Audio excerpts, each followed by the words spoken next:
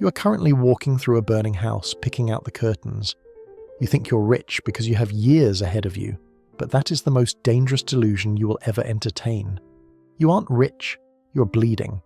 Every heartbeat is a withdrawal from an account where you can't check the balance and you certainly can't earn back the interest. You are spending the most precious currency in the universe, your life, on things that simply do not matter. The opinions of strangers, the pursuit of hollow comforts, and the endless numbing scroll of the digital void.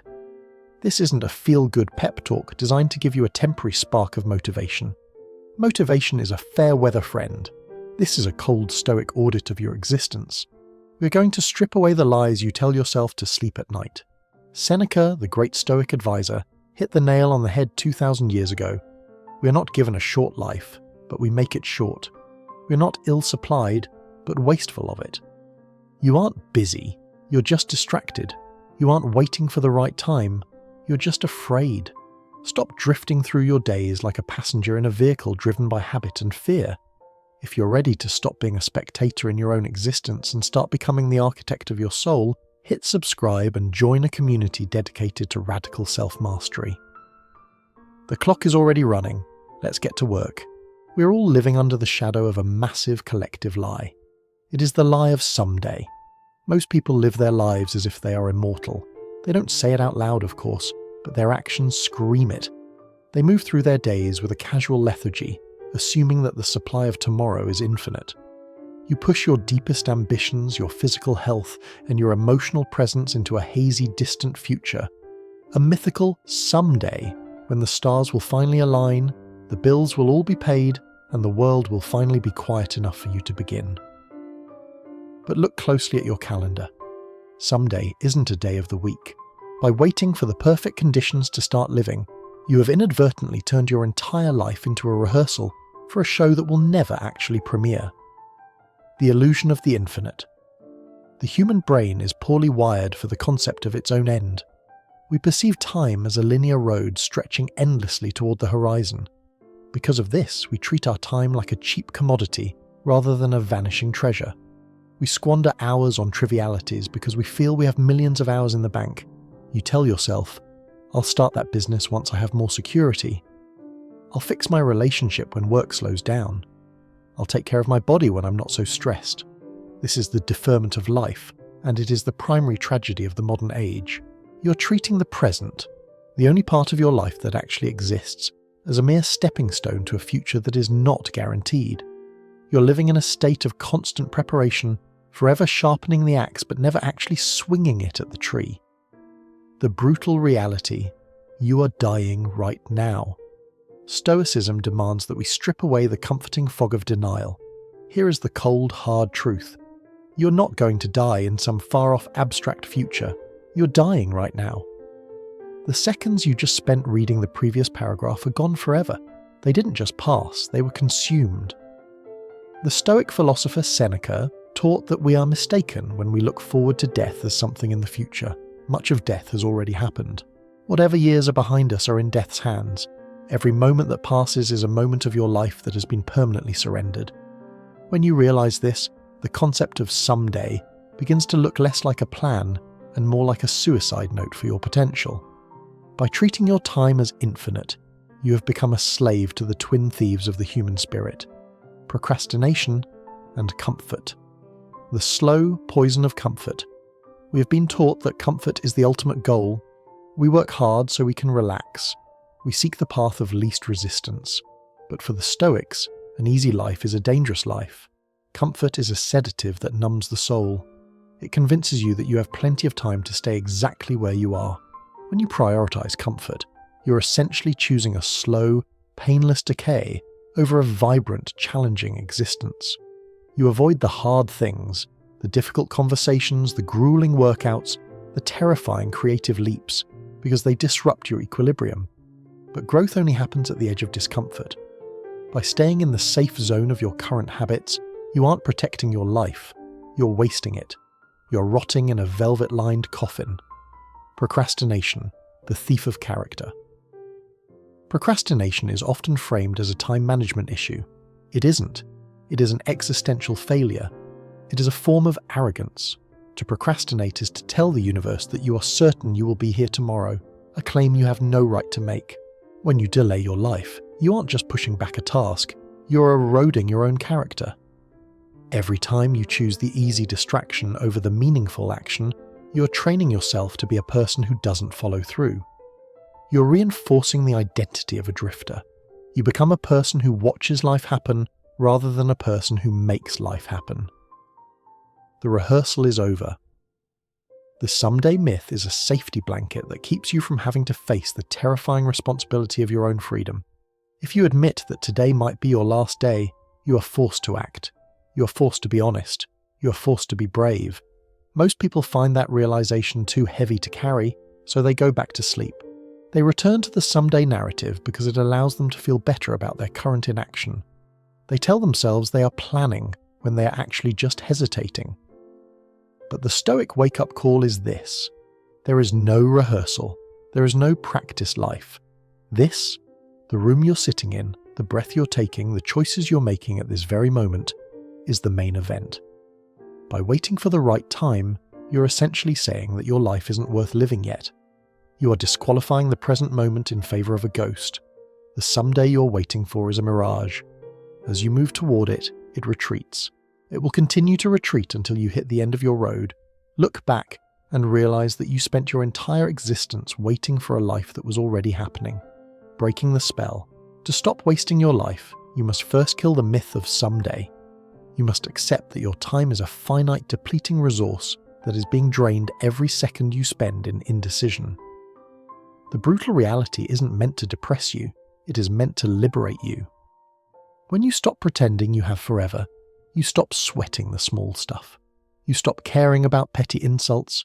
You stop procrastinating on your dreams. You realize that the safe path of waiting is actually the most risky move you can make, because the cost is your very soul. The two slowest ways to kill a soul are procrastination and comfort. They don't strike with a blow. They erode you like water on stone until there is nothing left but a hollow shell of what could have been. Stop treating your life like a dress rehearsal. The curtain is already up, the lights are on. What are you waiting for? If your life were a ship, most of you are sailing with a hull full of holes, wondering why you're taking on water despite how hard you're rowing. You aren't failing because you lack talent or opportunity. You're failing because of the architecture of waste. You have built a lifestyle designed to leak energy, focus, and soul into things that yield zero return. At the heart of Stoic philosophy lies a tool designed to plug these leaks: the dichotomy of control. Epictetus, the slave-turned-philosopher, began his Enchiridion with the most vital distinction a human can make. Some things are in our control and others not. When you fail to make this distinction, you create a structure of waste. You pour your life's blood into the void, a bottomless pit of external factors that you cannot change, leaving you exhausted when it comes time to handle the things you actually can. The first leak, external validation. The most common room in the architecture of waste is the Hall of Mirrors. External validation.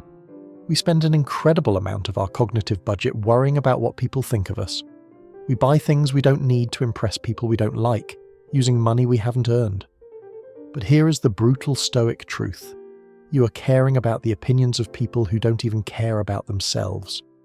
Most people are just as lost, insecure, and distracted as you are. Why would you hand the keys to your happiness to someone who hasn't even mastered their own? Marcus Aurelius marveled at this human absurdity. We all love ourselves more than other people, but care more about their opinion than our own. When you seek validation, you're a beggar. You're asking others for permission to feel good about your own life. Every minute spent rehearsing an argument in your head, checking your social media likes, or worrying about a reputation among fools is a minute stolen from your purpose. It is energy leaked into a void that can never be filled. The second leak, the ghosts of past and future. The architecture of waste is also built on two temporal illusions, the unchangeable past and the uncertain future. Most people live everywhere except for the present. They are either paralyzed by the what-ifs of yesterday or the what-ifs of tomorrow. The past. You spend your energy lamenting mistakes, nursing old wounds, or wishing things had gone differently. This is the height of insanity. The past is indifferent because it is outside your sphere of influence. To dwell there is to attempt to rewrite a book that has already been bound and shelved. The future. You fear ghosts that haven't appeared. You worry about economic collapses, health scares, or social rejection that may never happen. Seneca warned that we suffer more often in imagination than in reality. By pouring your focus into these two zones, you leave the now completely unmanned. Your power exists only in the present moment, the narrow bridge between two infinities. When you obsess over the ghosts of time, you are essentially vacating the only territory where you have any actual authority. The third leak. Comfort addiction, the gilded cage. The final and most subtle part of the architecture of waste is comfort addiction. Our modern world is designed to remove all friction. We have climate-controlled rooms, instant food delivery, and endless entertainment at our fingertips. We have mistaken lack of discomfort for happiness. The Stoics knew that comfort is a parasite. It convinces you that the safe path, the path of least resistance, is the logical choice. Why go for a run in the cold when you can stay under the covers? Why start the difficult business when you have a steady, soul-crushing paycheck? Choosing the safe path is the ultimate waste because it assumes that the goal of life is to arrive at the grave in a well-preserved body. It isn't. The goal is to use the machine until the gears wear out from meaningful work. Comfort addiction makes you fragile. It makes you a slave to your environment. If your happiness depends on the temperature being exactly 72 degrees and your Wi-Fi being fast, you are a very weak person. You're wasting your potential by refusing to stress the system. The practicality of death. To tear down this architecture of waste, you need a wrecking ball. That wrecking ball is memento mori, the remembrance of death. Marcus Aurelius didn't write, "You could leave life right now to be a dark or edgy teenager." He wrote it in his private journal as a high-ranking official with the power of an empire at his feet, because he knew how easy it was to get lost in the architecture of waste. He needed to remind himself that all the palace intrigue, the border wars, and the court gossip were meaningless in the face of the inevitable. When you truly internalize that the exit door is always open, that you or anyone you love could be snatched away in an instant, the trivialities of modern life lose their grip. The rude comment from a stranger, irrelevant. The fear of looking stupid while trying something new, absurd. The desire to lay on the couch and scroll for 4 hours, disturbing. The audit. Where is your energy leaking? Take a look at your last 24 hours. If we were to map your energy expenditure, how much of it went into the control column? Your character, your choices, your reactions, your hard work, and how much went into the void? Complaining about the weather or the government? Scrolling through the lives of people you don't even like? Dwelling on a mistake you made 3 years ago? Avoiding a difficult task because it felt uncomfortable? If you're like 99% of the population, your architecture of waste is massive. You are building a monument to nothing. You're spending your life force on shadows. The Stoic path is one of radical conservation. It is about narrowing your focus until all that is left is the present moment and your agency within it. It is about realizing that you don't have the luxury of being offended, bored, or lazy. You are on a timer. Every leak in your ship isn't just an inconvenience, it's an existential threat. Close your eyes for a moment and strip away the noise of your current environment. Imagine a door opening in front of you. Walking through that door is a version of you from 40, 50, or 60 years in the future. This is your 80-year-old self. They are frail. Their skin is mapped with the lines of every decision they ever made, and their eyes carry the heavy weight of lived experience. Now, imagine that version of you is standing directly in front of you, looking you in the eye. They aren't here to give you a hug. They are here to witness the audit of your current life. They are looking at how you spent this morning. They are watching the way you handled your last frustration. They are observing the hours you poured into a glowing screen, chasing the approval of people who will be forgotten in a decade. The gavel of regret. This is the key moment. This is the mirror test. As that elderly version of you watches your daily routine, what is the expression on their face? Is it a look of quiet, dignified pride? Or is it a look of profound, soul-crushing grief? Most people assume that future self is a stranger. We treat our future selves like a credit card with an infinite limit. We rack up the debt of laziness, poor health, and missed opportunities, assuming that future us will somehow have the resources to pay it off. But that 80-year-old is not a stranger. They are the cumulative consequence of every 5 more minutes you gave to the snooze button. They are the physical manifestation of every time you chose the dopamine hit of a scroll over the deep satisfaction of a finished goal. The grief in their eyes isn't because you failed to become a billionaire or a celebrity. Stoicism isn't about external trophies. Their grief stems from the fact that you traded your potential for cheap comfort. They are grieving because you had the spark of the divine within you, the ability to reason, to create, to endure, and to lead. And you used it to check your notifications for the 14th time before noon. The theft of the self.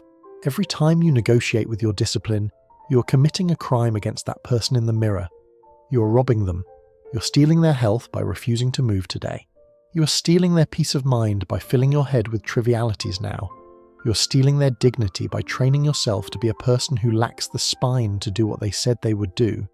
We often think of betrayal as something that happens between two people, but the most common betrayal in human history is the betrayal of the self. You are currently in the process of betraying the only person who will be with you when you draw your final breath. The brutality of truth people call Stoic philosophy brutal or harsh. They are wrong.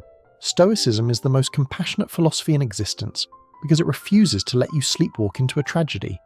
The brutality isn't in the words of Marcus Aurelius or Seneca. The brutality is in the reality of regret. Regret is the ultimate Stoic nightmare. It is the realization too late that you had the tools to build a cathedral and you chose to build a mud hut because the mud was easier to move. There is nothing more terrifying than the thought of being on your deathbed and meeting the person you could have become. To see that version of yourself disciplined, focused, kind, and courageous, and realize that the only thing standing between you and them was a lifetime of small, cowardly choices. The dopamine trap versus the Stoic joy. We live in an age of cheap dopamine. Our biology is being hijacked by engineers whose only goal is to keep us staring at a screen for 3 more seconds. This is the ultimate architecture of waste we discussed earlier. When you give in to these urges, you are trading a high-resolution life for a low-resolution simulation. Stoicism offers an alternative: eudaimonia, or flourishing. This isn't the fleeting happiness of a sugar rush or a like on a photo. It is the deep-seated joy of knowing you are living in accordance with your highest nature.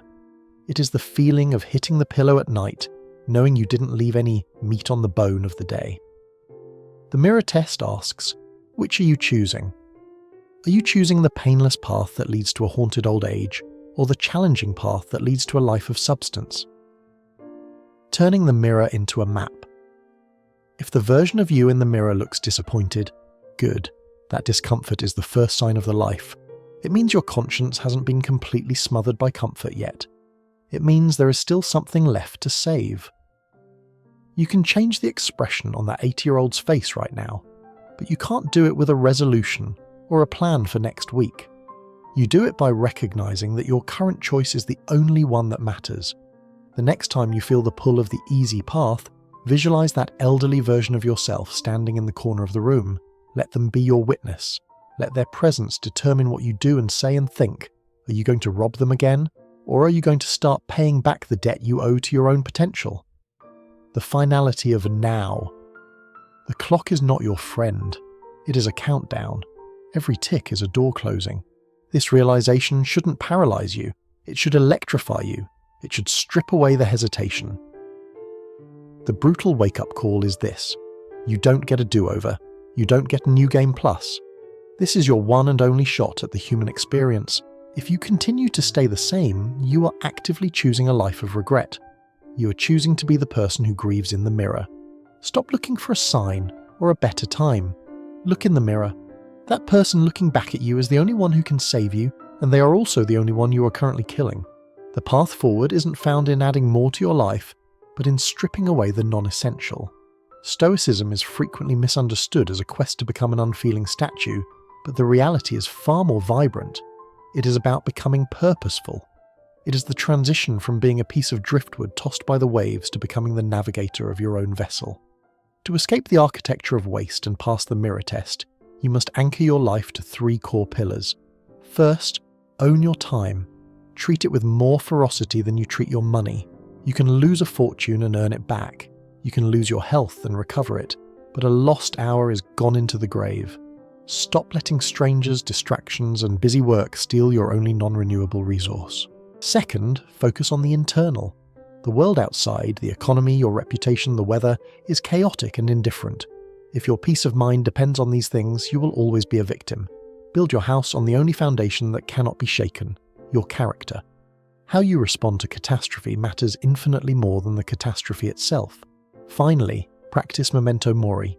Carry the reality of your mortality not as a burden, but as a filter. When you remember that you must die, the big problems of your day shrink to their true microscopic size. Death is the ultimate clarity. Use it to stay vital, to stay urgent, and to stay awake. This is the way out. This is how you stop wasting your life and start commanding it. Don't just close this tab and feel motivated for 10 minutes. Motivation is a cheap high, and if you don't act on it, this has just been more entertainment, another way to waste time while pretending to improve. Your task is simple. Pick one thing you've been avoiding, the hard conversation, the workout, the project, and take the first step in the next 60 seconds. Do not overthink it. Break the cycle of hesitation right now. Leave a comment below telling me exactly what you're taking back control of today. Prove to your future self that you're finally awake. Go. Time is ticking.